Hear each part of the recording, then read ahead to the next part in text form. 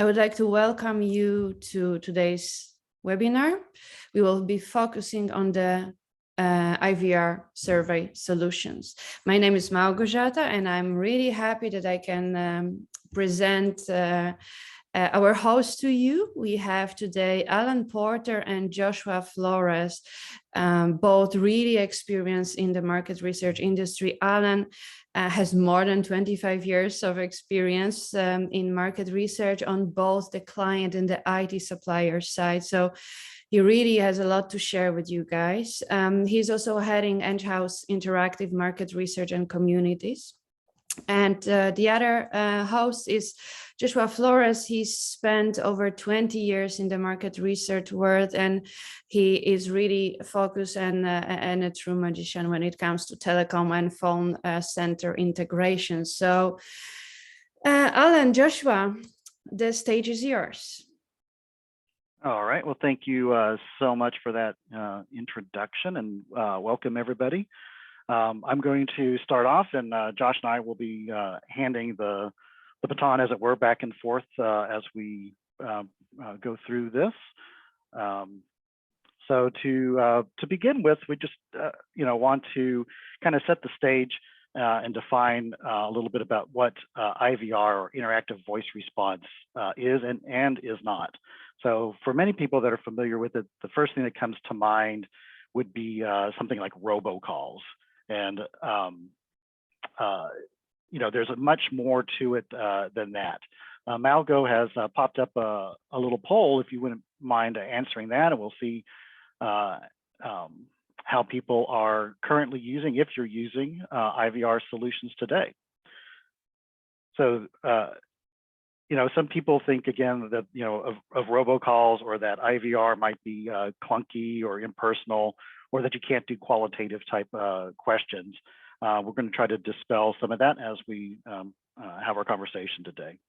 What I also want to clarify, though, is that what we're talking about here is IVR as a research and insights tool, not IVR that you might think of from a call center call routing perspective. This is technology built expressly for research.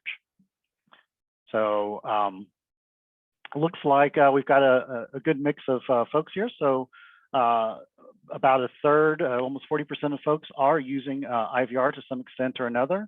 But good to see that about 2/3 are here getting some information.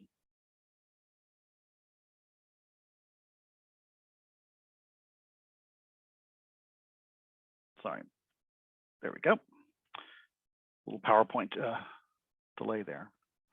Okay, so why use IVR? I'm not going to read all these slides to you, but I think that first bullet is interesting. According to JD Power, at least 30% of customer interactions with the company is on an IVR.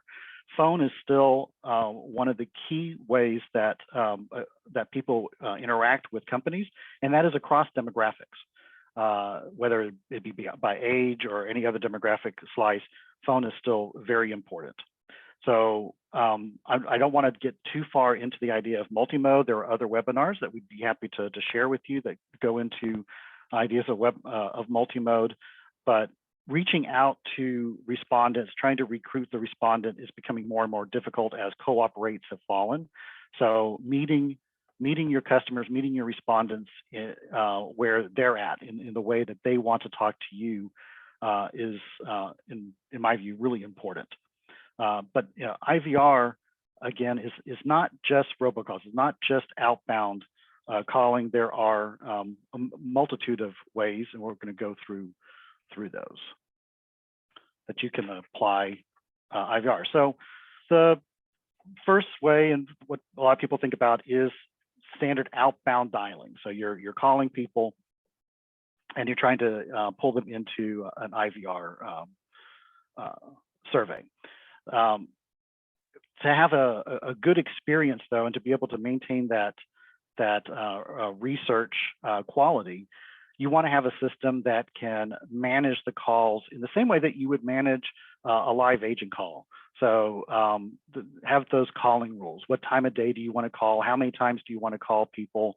Josh will go into some more details about those sorts of features and functions here in a few minutes. But you want to be able to manage that. Also, quotas. Quotas come in play. So, have you talked to enough people that, maybe you're doing polling, and you're looking for Republicans and Democrats, or something like that. So, do you have the right mix, and you can have quota controls as well.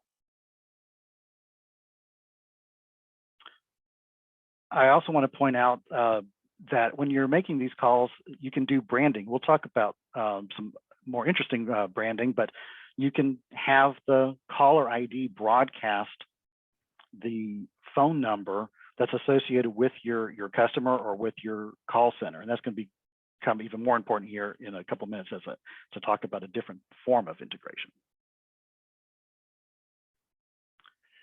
The reverse method would be inbound dialing.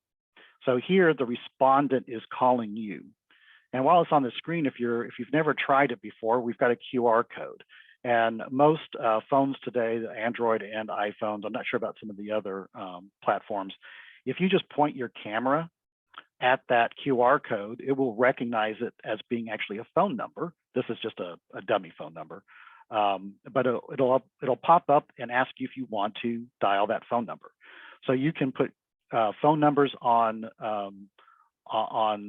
maybe your receipt or something, but you can also use something like a QR code to pull people in. So here the respondent dials in a phone number, and that leads to an IVR survey.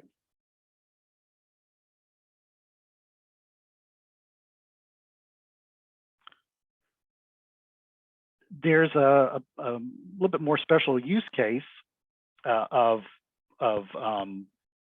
blending inbound and outbound, what we call blending.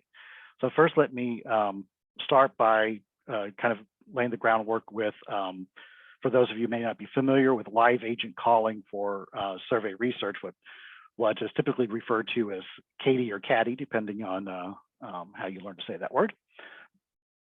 In that case, you have live agents, interviewers, dialing out to respondents using the CATI platform and going through the dialer. At that point, the call would be pulsing a caller ID number.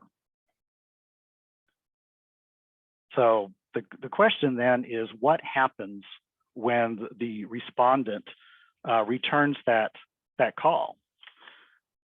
Does it go nowhere? That's pretty common. You dial and it really doesn't go anywhere. Does it lead to a voicemail? And maybe you check those voicemails, maybe you respond, maybe you don't do anything. Maybe it's just a message that says this is an unmonitored number. Or I know some people route it back to a supervisor's desk, and then the supervisor tries to deal with that respondent, answer their question, or try to figure out what survey it is, and try to connect them in, or have an interviewer pull that phone number up and try to complete the survey with them. But with call blending, we can actually handle that automatically. So as you're having your CATI calling going out, if a respondent were to dial back, then that would lead to an IVR survey, and you could decide what you want to do at that point. You could simply do the survey through the IVR. You could screen them. You could do nothing and have no sound at all and just route them back into the interviewer. So there's a variety of things there. And Josh will get into some of the more technical details, but at this point also, you can determine, is the shop open or closed? So you might have called somebody, but they're at work and they don't return the call until your shop is already closed. So you could handle that and say, we're not open right now. Thank you. We'll call you back tomorrow. So there's a lot of ways that you can handle that call. But these are great calls, right? These are people who actually took the time to call you back. So you have a greater likelihood that they're going to finish that survey and get that complete. So you have a better likelihood of completion.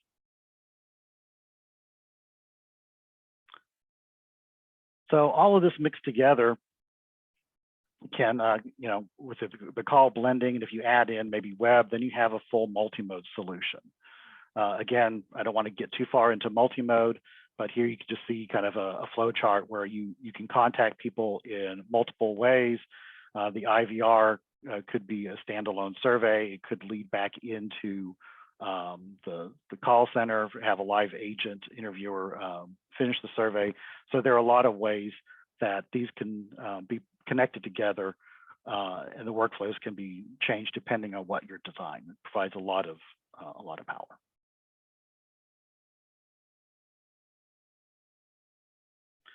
So next, I want to talk a little bit about the contact center, the call center integration. This is a bit of a special use case, if you will, of what we've just described as the inbound, outbound, and blending situations. So in a way, the contact center integration from a pure IVR perspective is really an inbound call, right? So it's not the respondent calling directly into the IVR, but they're being routed into the IVR. So it's just a special use case of what we would consider inbound. But the integrations don't have to be just inbound. We can also do outbound. So let's go through some of these use cases. So there's some pros and cons. And one thing I want to point out as we go through this is there is no one right answer. Your situation, whether it's technical, financial, design-wise, just your needs are different. So we have a number of ways that you can do call center integrations. And again, there's not a right and wrong answer here. So probably the easiest integration is just simply a warm transfer, where the agent in the call center simply transfers the call to the IVR. So it's very simple, doesn't necessarily require IT, though we've also had customers that program a button on their phone, on the agent's phones, to do the transfer, to make it a little bit easier. But this is, again, clean and simple. The cons to this, one is that you might have telco fees. So as you're making that call is still alive, so you're continuing on with some telco fees there. One of the biggest issues with this method is possible agent bias. So if you are the agent and you're having a really contentious call with a respondent, you might accidentally forget to transfer that call into the IVR. So there's some greater chance of bias coming into this method. And we'll talk about sampling across all of these, but in this case, because you don't really know much about the call, it's not really possible to do statistical sampling. Do we want to talk to this person or not? Typically, it's just transfer all calls into the follow-up survey. To be able to connect the call with the survey results, in this case, you would have to have the agent enter in the ticket number or their agent ID or something like that. It might also be possible that every agent, if it was a small center, would have a different phone number that they could transfer into, so that you would have some kind of a connection there. But that becomes a little bit of an issue there, so you can connect the ticket, the CRM data with the survey results. A slightly different approach is outbound, quote unquote, real-time callbacks. So in this case, you would have, after the call is done with the call center, that phone number information and possibly some metadata would be passed to the IVR system, and the IVR would then place an outbound call back to the respondent.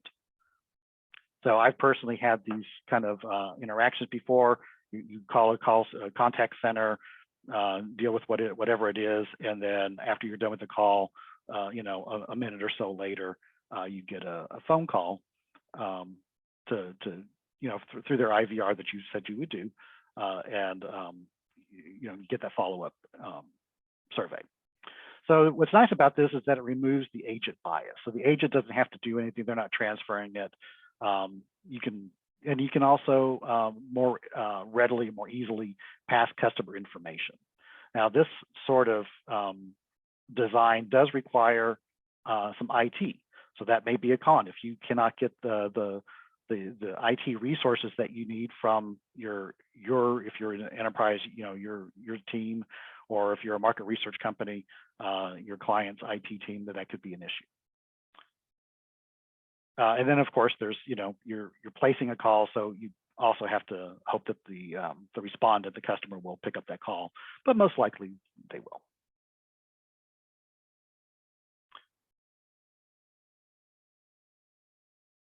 Another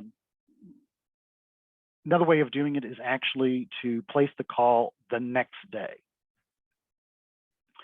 So there are a lot of advantages, and there are also some disadvantages, and some of those are actually kind of cut both ways. So in this situation, you pass the data of all the contacts you had, all the tickets that you had, and you can also include other metadata. So you might be also have information from your CRM, your ticket system, agent information. There's a lot of different things that you could pass in, and so you have a really data-rich kind of situation at that point. This also allows for true sampling, because now how many calls each agent received, what kind of calls they were, so you can do proper sampling. So you don't have to talk to everybody or maybe just a random selection of people. You can actually do balanced sampling to better control those outbound calls and hopefully reduce a little bit of the respondent fatigue.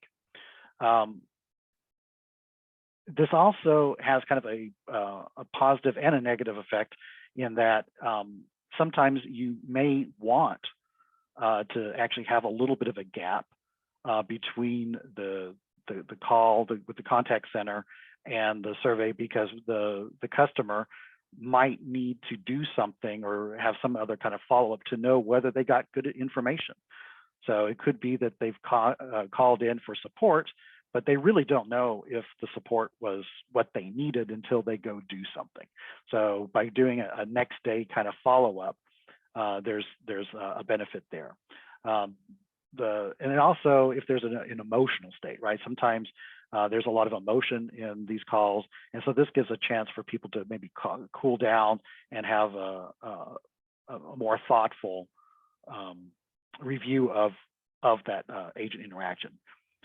But the reverse is also true, is that people have had a chance to kind of calm down. They may not remember exactly how they were feeling in that call.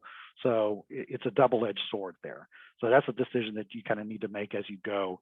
Along with all these, again, there's no right or wrong. These are just all different ways of approaching it, and there's good reasons for and against. So I'm going to hand it over to Josh to go into more detail about how to integrate with call centers. So this is a basic integration we're going to talk about. So the software, we're software based. We use SIP rather than standard TDM or analog telecom. In doing that, you can not only connect easily to telcos, but you can interconnect to a lot of PBX systems. And so a SIP interconnect to your current PBX that you use allows for a better telco costs, no telco costs,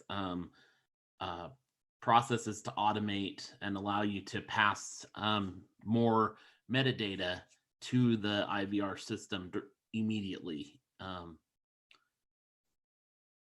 Alan, you want to move to the next one? So some of the pros and cons with that auto transfer. Again, with the pros, you can remove the agent bias. Pretty much everything we've talked about in all of the other options. In your cons, you have the limited sampling. The one big thing here is it does require usually a fair amount of IT engagement to integrate with your PBX, with whatever CRM you're using to make all that automation work. It can be very data rich. And the one thing about the data rich ways of doing these calls, whether it's the outbound next day or the immediate outbound where you've passed some information, or this automatic or this more automated way of doing it immediately after the call or during the call, with that data rich information, such as you can pass the person's name, pass, like in a situation where you're doing a survey with, let's say you're a hospital, you're doing surveys with your patients, and they want to personalize it. They want to have the name of the doctor, and everybody's going to have a different doctor. They want the patient's name.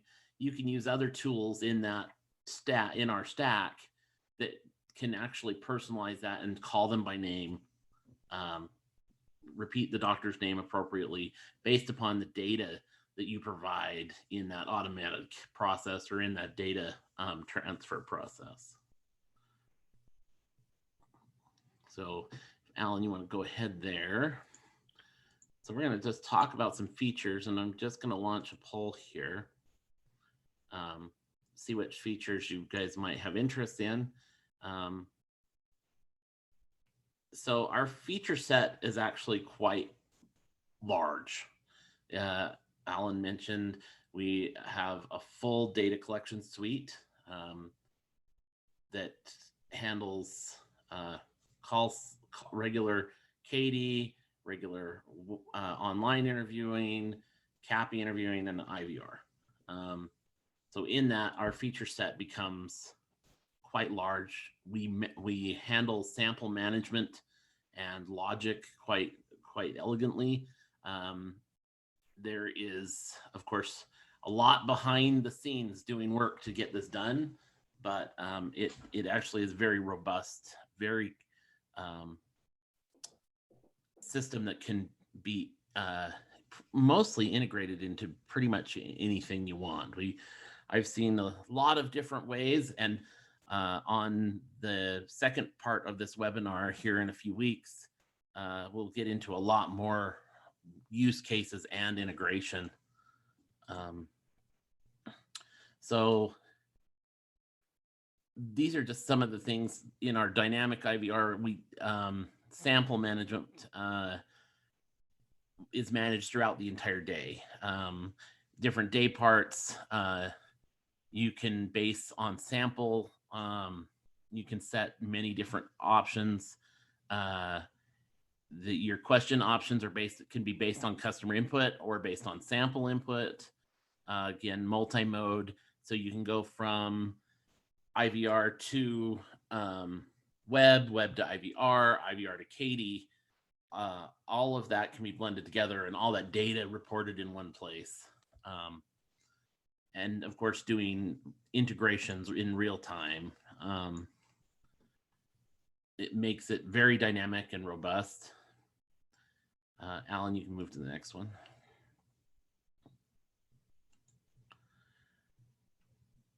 So this is some of the base feature set that we have. Some of you mentioned that complex logic is something you're looking for. We do very complex logic or very simple logic, from a simple, if the previous question is 1, then do this. Or you can get more complex where you're saying, if my sample is this and you've answered this question with a 1 and you live in Zimbabwe, then I want to ask this question. So you can be very complex. It can be based on dates, times, sample data, question responses, all those things. And that's where we really get into sample management there too, where you can pause the survey because you can watch it. The reports let you see where your sample is. So the number of completes, you can manage your quotas. You can have quotas for different groups, for male, female, states, countries, regions. Of course, you can weight your time zones, how many calls you want to make during, not just during a particular time, but how many calls do I want to even attempt to that number. So really robust sample management. Open-end recording is another one that we do, is a feature set, and allows you control of those recordings. You can take those recordings and run them through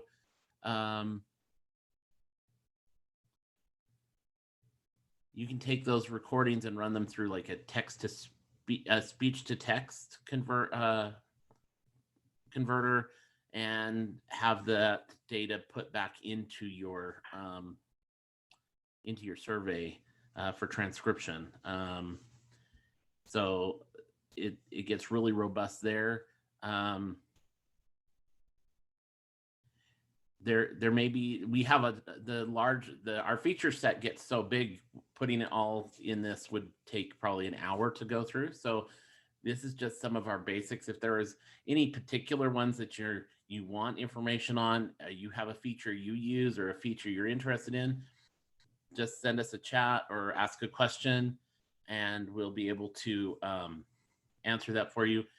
We had a question come through that's asking if the IVR allows respondent to select multiple options as like checkboxes do in web. In IVR, of course, it's a lot different to do that, but it is possible. The way you structure it is a little different, but yes, you can have a multi-select question.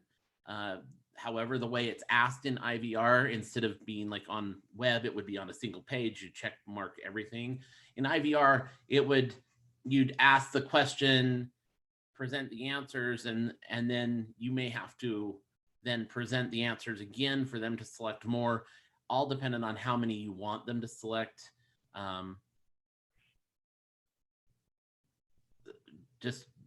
It's just a matter of, it's doable, but it's a matter of how you structure the asking of it, because reading something and actually hearing something makes a big difference in how you interact. Okay, you can go on to the next slide, Alan. So we'll talk about interaction. And one of the big things that we have found with interaction is actually your branding and a company's brand. So it combines vocal talent in host languages and audio clips with various information and sources for touch points for an organization. So, and how your customers interact with that company. While you can use things like text to speech, which works wonderful for quick, short surveys,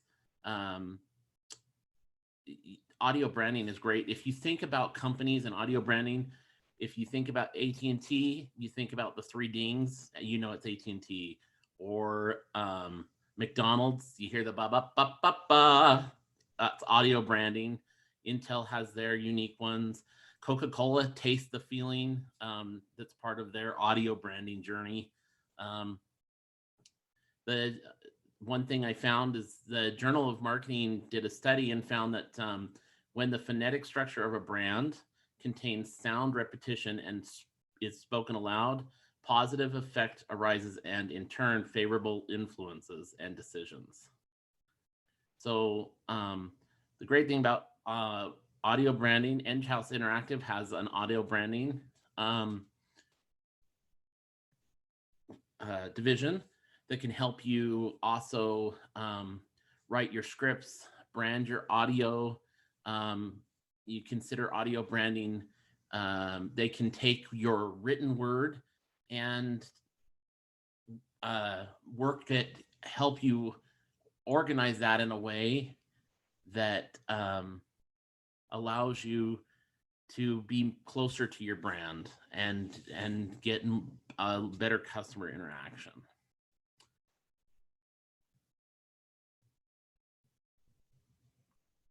Okay. Thank you, Josh. Really talk. Okay, go ahead. There was a question I wanted to just answer. Sure.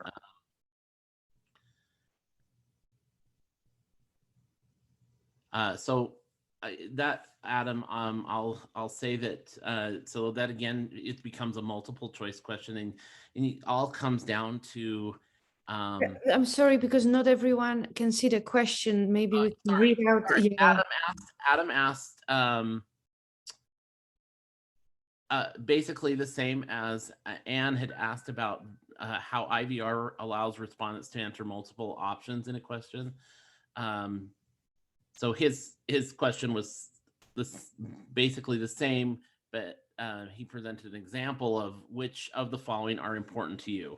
Select all that apply. So it is a select all that apply questions. In IVR, again, it would be handled. You ask the question, but you may present the list multiple times. So you may say, press 1 for taste, press 2 for smell, press 3 for color, press 4 for price. So let's say they press 1. So then you know that that one's taken out. So the next one, you represent the list. What other one would you choose? And then you do that up to the amount of times that you want them to. If you want all 4, or if that's all, you can ask them if that's all, then press 9. So that's how you would handle it in an IVR situation in a multi-selected, multi-punch question. I think we've also done it, Josh, correct me if I'm wrong here, but as a series of yes, no's, right? So yeah, each of the responses, do you use this product? Yes or no. Do you use this product? Yes or no. So you can loop through it that way as well. But if you're wanting to get the cadence of importance, right, to somebody, you would ask it once with the full list, ask it a second time with the rest of the list, and then you would take those responses and put them, the order that they come out in the data is the order of importance to the respondent. Absolutely. Okay. So we're going to talk about a few use cases, and please keep sending in those questions, and we'll have a QA session here at the end. Happy to answer more questions. It's great.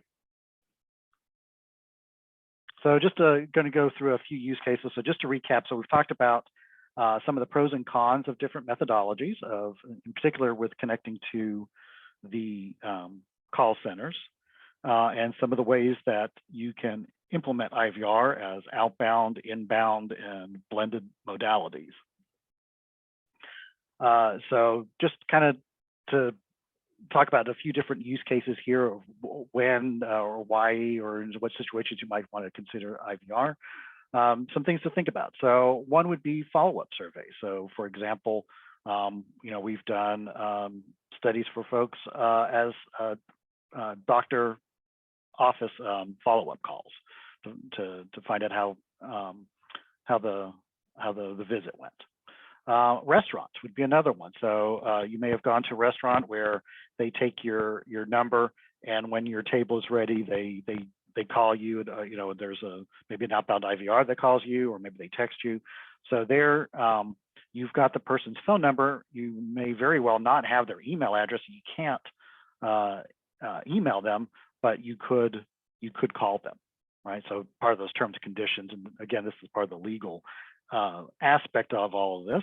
That'll leads me into the culture and technical side of things. So kind of the depending on your technology that's needed, the internet penetration of the area might also dictate that a phone-based research is better than maybe a web-based research, and then legal compliance is something to consider.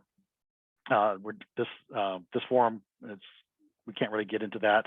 We've got folks here from all over the world, and there's a lot of different rules country by country there. Demographics are another reason. So certain demographics will probably, again, kind of going back to that multi-mode, reaching people in the way they want to be reached. If you're talking to an older, more senior population, then web may not be the best way, but phone could be a very good way. We've definitely done that for folks that we're working with senior populations. Also socioeconomic considerations. There may be differences in internet penetration depending on the economic group that you're trying to get to. Public policy. So historically, government sponsored research and public policy often used phone methodologies to try to have the broadest reach possible, that and along with mail, which is becoming a little bit of a struggle as for cost reasons in large part. But with the government sponsorship, there's a lot of times people use RDD.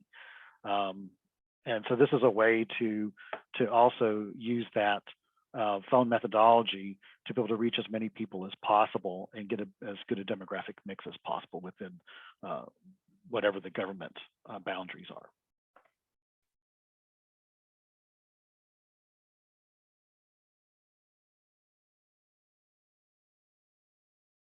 Again, we've talked a little bit about multi-mode design, so just to kind of go through that just a little bit more.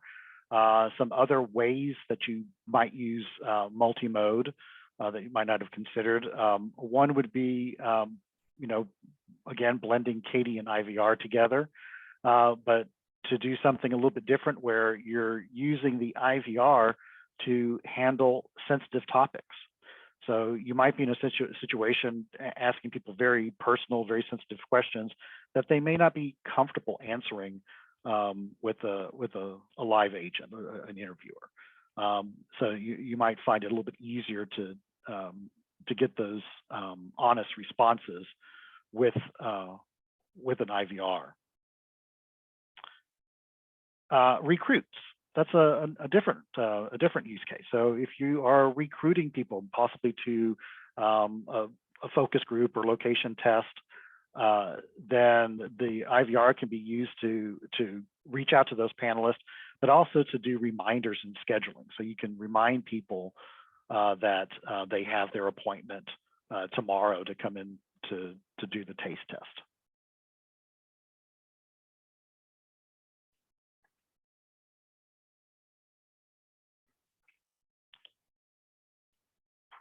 Again, kind of a mixed use situation where you can do what was referred to as lead score routing. So there you have usually a short screener via IVR to find the people that qualify. So you're not using your more expensive interviewer time to do that qualifying part of it.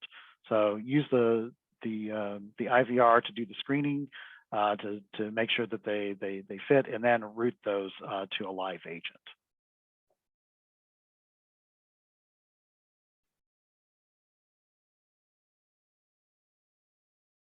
And slightly different here from a use case, but we're talking about just blending all of this together with your analytics. So take the case of a call center post-transaction survey. So you're running it into your IVR survey. Maybe it's a multi-mode solution, doesn't really matter. That data can then be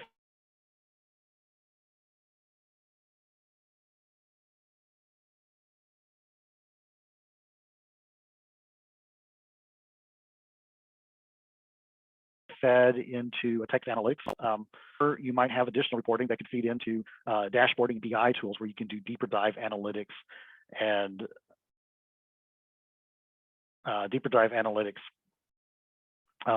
reporting. The survey platform itself has built-in analytic tools, so you can drill into the data and see what's going on. So you have a variety of ways that you can bring all of this together to be able to analyze and deep dive into your data. I'm going to hand it back over to Josh to talk about some considerations and best practices.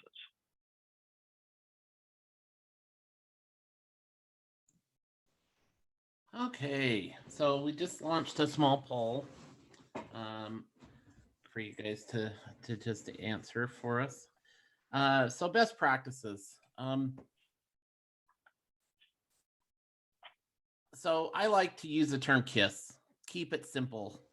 That actually goes a little further. It's keep it simple, stupid, but to keep it simple. But with the best practices, I like to consider in IVR, keep it short. Don't overly complicate your questions. I have done IVR surveys that are 100, 150 questions. To me, that is huge and way overkill. And I was amazed that people actually answered that many questions, but it was on a topic that I guess a lot of people wanted to talk about. But usually IVR, post call interaction surveys, post surveys, or even just screener surveys are very short, 5 or 6 questions, maybe 7. Easy, trying to keep it all in single punch questions. So 1 through 10, if you're doing, or 0 through 10, NPS scoring, 0 through 10. Give an option for somebody to leave an open end to say, yeah, I would like to provide some additional feedback and just a couple sentences to tell you how they felt, or to give their direct feedback, and then you can take that information and transcribe it and make it part of your data. You want to always make sure, I have found that there's some IVRs I've been on that they just hang up on you. I always think it's a good idea to say goodbye, thank the respondent, let them know the survey is complete. That's just one of the best practices that I've found in doing these. Your error messaging, something to think about as well, is what do you want played when there's an error? If they hit an invalid number, what's the sound? What message do you want played to that for that particular event? Again, talk about audio branding a little bit, the sound of your brand. So that's something to consider in your best practices. And we're always happy to help. You have questions, possibly of what we think about something, or how other clients have dealt with it, or certain situations. We're always happy to provide that feedback as well. You can go on to the next slide, Alan.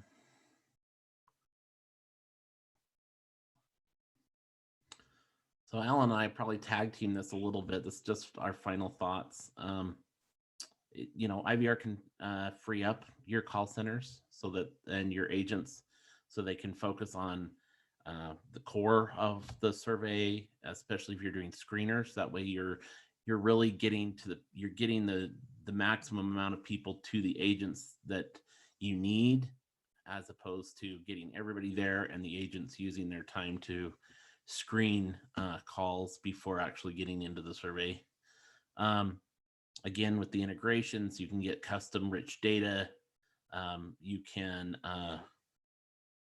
personalize that data. So if you have a doctor's name, or the person's name, or a business name, or a bank's name in the data file, you can actually personalize the IVR so that it is personalized to them. If you're doing a banking, like a follow-up customer survey for a teller interaction at a bank, perhaps, if you have the data of the name of the location, the bank, the location is, the IVR could take that information and actually, when it calls the customer, it can say, how is your interaction at North America Federal on Broadway with Tamea?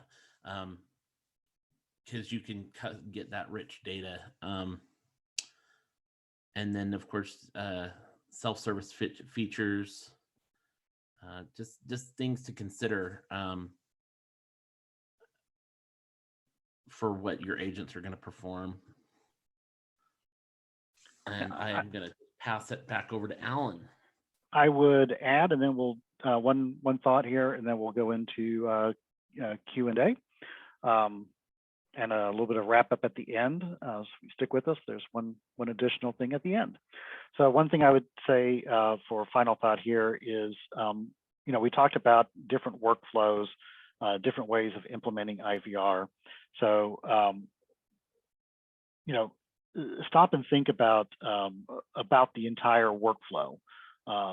What are the constraints, and how can those be solved? So a while back, we were working with a large enterprise that had owned and partnered contact centers that ranged from very sophisticated call centers with full contact center technology, all the way to literally people sitting at a phone with PDF and Word documents on their screen to answer questions. So they had this wide range of technologies, data sources across multiple countries. And it's an interesting challenge, but it's okay. So you can work through a combination of ways to implement research even in those kind of situations, right? So maybe not everybody can do the full sophisticated SIP blending or SIP transfers that Josh was earlier talking about, but we can mix that with a callback kind of design. So there's a lot of ways. So kind of step back and think about what your personal situation, your customer situation is. All right. So open it up to questions. Algo, are there questions? Yes. I'm not sure we will be able to answer all of them because, well, it's quite late, but we have one. Is it possible to run a study in different countries? Yes, absolutely. So you can deploy the software on premise and run it yourself. It runs out of our cloud operations globally, and those can be localized to regional data centers, I guess you could say. And we can run it also as a service, and we can run those surveys as a service for you in different languages in any part of the world. Yeah. Another question, is it only a hosted solution? And there was also a similar question by one of the attendees that was answered in the Q&A chat, but the people that comes to watch the recording might not see it. So similar, is the IVR piece a plugin that must be combined with other survey platforms, or is it a standalone, or both? So can we address this? I can start, and Josh, you might want to chime in. So yeah, this is a kind of a full stack solution, if you will. So it does require our survey platform. Now, I mean, these concepts obviously they apply to IVR in general, but the capabilities here are the extensive set of capabilities we have, and it requires our survey platform along with our dialer. Those are absolutely connected, so it would not work with just any dialer. So, but all of that is software based. There is no hardware, so it is a software based solution, and it can be implemented again either hosted on premise or as a service. Right. So what I had answered, it can be used standalone, but the entire stack is available based upon licensing. So the IVR can be used without web, without CATI. You can strictly use the IVR, and we do offer hosted IVR solutions. But the entire suite of software is there and available just based upon your licensing and contract agreements. Okay, thank you. Thank you. I would like to actually finish today's session. We will answer all of the other questions one-on-one with emails and the calls. So thank you so much, everyone, for joining. We have a special edition. Maybe Josh, Alan, do you want to explain what we have prepared? Yeah, so anybody who's left, I noticed a few people have dropped off, but you can go to this URL. It will ask you for your phone number and you will receive a call from our IVR. It's a post-webinar survey. It's going to ask you about the webinar, how things went, what you thought. So you can get a taste of what our IVR is. You can also scan this QR code on your phone and it will take you to the exact same location and allow you to do the same thing, proceed with that. That URL will be also included in the follow-up email. So you can do it right away. You can do it later on. And yeah, from my marketing point of view, I would really like you to do the survey because on one hand, of course, you get a sense of what we actually have to offer, the first-hand experience, but I would really love to get your feedback on the webinar so we can prepare future sessions to suit your needs even better. Thank you so much. Thank you, Alan. Thank you, Josh, for preparing this amazing content. Thank you so much for your time. I know it's really late, so we will let you go and expect a follow-up email with a recording and all of the links in your inbox tomorrow. Soon we will also have a follow-up session, a second part of this IVR webinar, where we will actually invite special guests, our customers that will speak about their own experience and about their very unique applications of IVR flows in their studies. So look for that information. Thank you very much. If you want to ask any questions, you can always find me at mrc@enghouse.com. I'm just posting that email now in the chat. Yeah, speak to you in the next webinar. Thank you so much.